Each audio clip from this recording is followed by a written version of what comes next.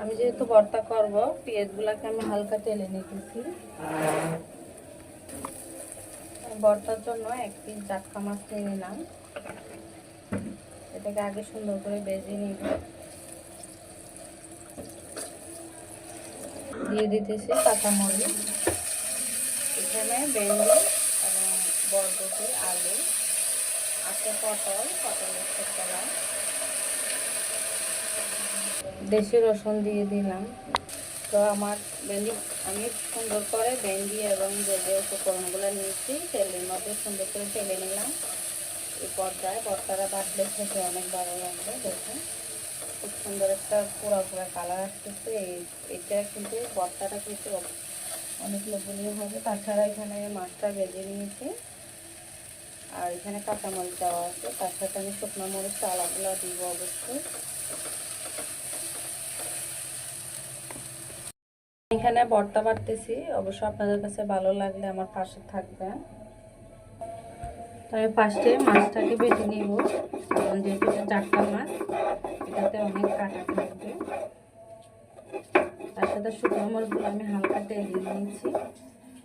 এবার আমি মরিচগুলো বেটে নিব, যেহেতু আমরা এখানে কাঁচা মরিচও দিয়েছি। আর এই মরিচগুলো আমি হালকা একটু তেলে নিয়েছি ফ্লেভার সুন্দর আসার জন্য। এখন আমি এখানে দেশি রসুন, কাঁচামরিচ, পটলের চোখলা সব কিছু আমি বেটে নেব।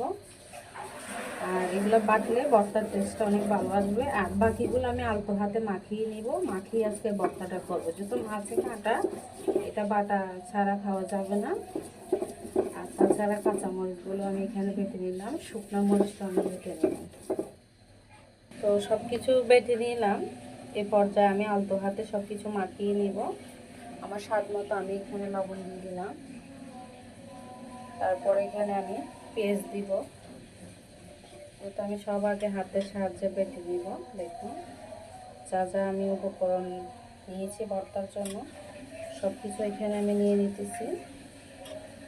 তো আমার আজকের এই ভর্তার রেসিপিটা কেমন লাগে অবশ্যই কমেন্ট করে জানাবেন।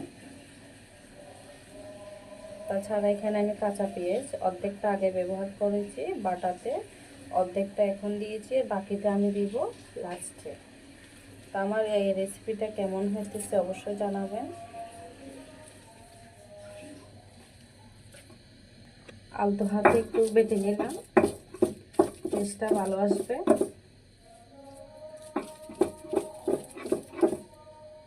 বাকিটা পেঁয়াজ কুচি এখন দিয়ে দিব।